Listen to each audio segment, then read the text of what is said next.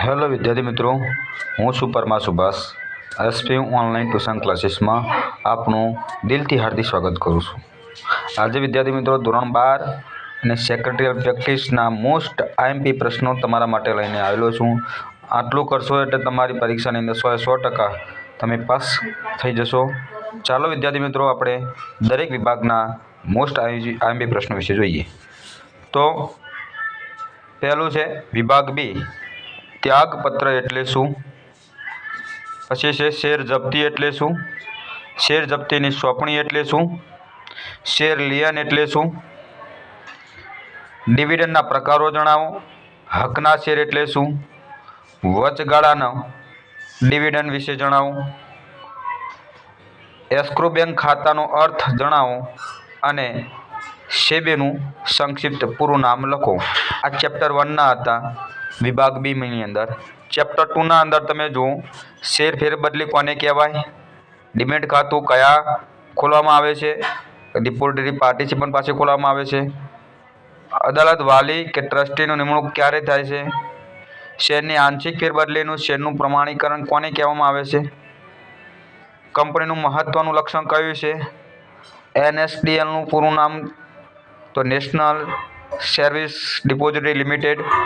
Chapter 5ની અંદર જે વર્તમાન સમયમાં કંપનીનું સંચાલન કોના દ્વારા થાય છે, જાહેર કંપનીમાં ઓછામાં ઓછા કેટલા ડિરેક્ટર હોવા જોઈએ,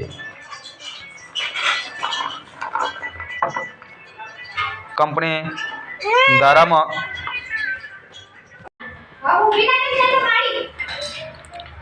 વર્તમાન સમયે કંપનીનું સંચાલન કોના દ્વારા થાય છે, જાહેર કંપનીમાં ઓછામાં ઓછા કેટલા ડિરેક્ટર હોવા જોઈએ, કંપનીના પ્રથમ સંચાલકની મુદત ક્યારે પૂરી થયેલી ગણાય છે, તો પ્રથમ વાર્ષિક સામાન્ય સભાથી. કંપની ધારા પ્રમાણે સંચાલકને વ્યાખ્યા આપો. 2013 પ્રમાણે સંચાલક મંડળ દ્વારા નિમાયેલા વ્યક્તિને સંચાલક મંડળ કહેવાય છે. સંચાલક મેનેજિંગ ડિરેક્ટર વધુમાં વધુ કેટલી કંપનીની કામગીરી કરી શકે છે. બીજું 6થું ચેપ્ટર છે સભા નોટિસની મુદત. સભા નોટિસની મુદત. કાર્યસૂચિનો અર્થ આપો. સભાપતિ કોને કહેવાય? સભામાં રજૂ થયેલ પ્રસ્તાવ ક્યારે ઠરાવ બને છે, તો ભાઈ મતદાન થાય, મતદાન પછી બહુમત પસાર થાય ત્યારે સભાનો ઠરાવ બને છે. કંપનીની વાર્ષિક સામાન્ય સભા કયા યોજવી જોઈએ? તો આ હતા વિભાગ બીના મોસ્ટ એજીએમ પ્રશ્નો. બીજા પ્રશ્નો જુઓ, વિભાગ ઈની અંદર કયા પ્રશ્નો પૂછાઈ શકે એમ સંભાવનાઓ પૂરી રહેલી છે. તો વિભાગ ઈની અંદર શેર જપ્તીની વિધિ, શેર હપ્તા અંગે કંપની ધારાની જુદી જુદી જોગવાઈઓ, ડિવિડન્ડની નોંધ, શેર વહેંચણીની વિધિ જણાવો. તો જ્યારે શેર વિધિ શબ્દ આવે એટલે વિધિ શબ્દ લાઈન ક્રમશઃ એ તમારે લાઈનબદ્ધ પ્રશ્ન લખવો જરૂરી છે. અનિયમિત શેર વેચણી અને ગેરકાયદેસર શેર વેચણી વચ્ચેનો તફાવત, શેર હપ્તા મંગાવવાની વિધિ. 4થું ચેપ્ટર છે કંપનીનું સભ્યપદ કોણ મેળવી શકે છે, સભ્યપદના અંતના સંજોગો જણાવો. ચેપ્ટર 5ની અંદર સંચાલકોની દીવાની જવાબદારી સમજાવો. મેનેજિંગ ડિરેક્ટર અને ડિરેક્ટર વચ્ચેનો તફાવત અને સંચાલકોની નિવૃત્તિ કયા સંજોગોમાં થાય છે. ચેપ્ટર 6ની અંદર સભાપતિની સત્તાઓ અને ફરજો જણાવો. સભાપતિનો અર્થ અને તેની લાક્ષણિકતા જણાવો. સામાન્ય ઠરાવ એટલે શું, તેનો હેતુ જણાવો. તો આ હતા વિભાગ ઈના જે ઇમ્પોર્ટન્ટ ચેપ્ટરમાંથી આ પ્રશ્નો લીધેલા છે. હવે ખાસ નોંધ છે કે વિભાગ 1ની અંદર ચેપ્ટર 2, ચેપ્ટર 3ના પ્રશ્નો વધારે તૈયાર કરવા. વિભાગ 2ની અંદર ચેપ્ટર 1, ચેપ્ટર 2, ચેપ્ટર 5, ચેપ્ટર 6 વધારે તૈયાર કરવાના રહેશે. વિભાગ ડીની અંદર તમે જુઓ કે વિભાગ ડીની અંદર શું આવે, તો અનિયમિત શેરની વહેંચણીની અસરો. અનિયમિત શેરની વહેંચણીની અસરો, શેર હપ્તા અંગેની સેક્રેટરીની ફરજો જણાવો. કયા સંજોગોમાં શેરની વહેંચણી અનિયમિત ગણાય છે, હકના શેરની ત્યાગપત્ર દ્વારા ભાગલા પાડવા, શેર વહેંચણીમાં સેક્રેટરીની ફરજો. ચેપ્ટર 2 ડિબેટ ખાતામાં શેર કયા જમા કે ઉધાર થાય છે, શેર ફેરબદલીનું મહત્વ જણાવો.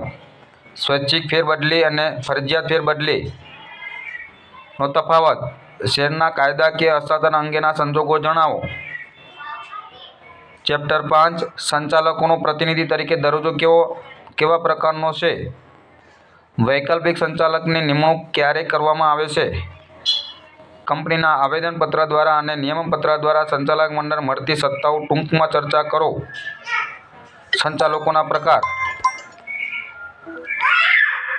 મેનેજિંગ ડિરેક્ટરનું મહેનતાણું કેવી રીતે આપી શકાય તેની જોગવાઈઓ. મેનેજિંગ ડિરેક્ટરની લાયકાતો અને ગેરલાયકાતો. ચેપ્ટર 6 સભાનોંધ જણાવો. મતાધિકાર પર ક્યારે નિયંત્રણ મૂકી શકાય? સભાનોંધનો અર્થ અને તેના સમાવતી વિગતો. સભાપતિની ફરજો. સામાન્ય ઠરાવ અને ખાસ ઠરાવ વચ્ચેનો તફાવત. કોઈપણ 3 મુદ્દા. વિભાગ સી શેર સોંપણીના સંજોગો. ચેપ્ટર 1 માંથી શેર ડિવિડન્ડ એટલે શું? શેર જપ્તીની અસરો જણાવો. સેબી માર્ગદર્શિકા મુજબ અરજદારનું વર્ગીકરણ.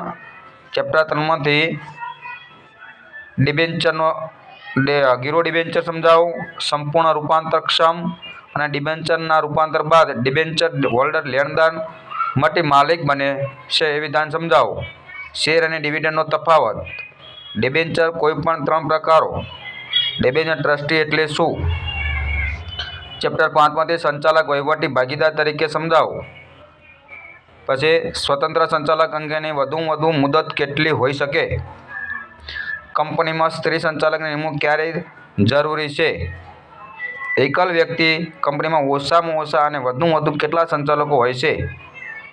ચેપ્ટર 6 સભાની નોટિસ કઈ વિગતો સમાવેશ થાય છે?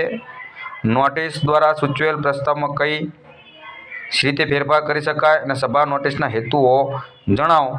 વિદ્યાર્થી મિત્રો, હું આશા રાખું છું કે આ પ્રશ્નો તમારા બોર્ડની અંદર બહુ ઇમ્પોર્ટન્ટ સાબિત થશે, તમારા માટે ઉપયોગી સાબિત થશે. જો આપને આ વિડીયો ગમે તો લાઈક કરજો, શેર કરજો, સબસ્ક્રાઈબ કરવાનું ભૂલતા નહીં. આપણા મિત્રોને વધુમાં વધુ શેર કરજો અને સબસ્ક્રાઈબ કરવાનું ભૂલતા નહીં. જય હિન્દ, જય ભારત.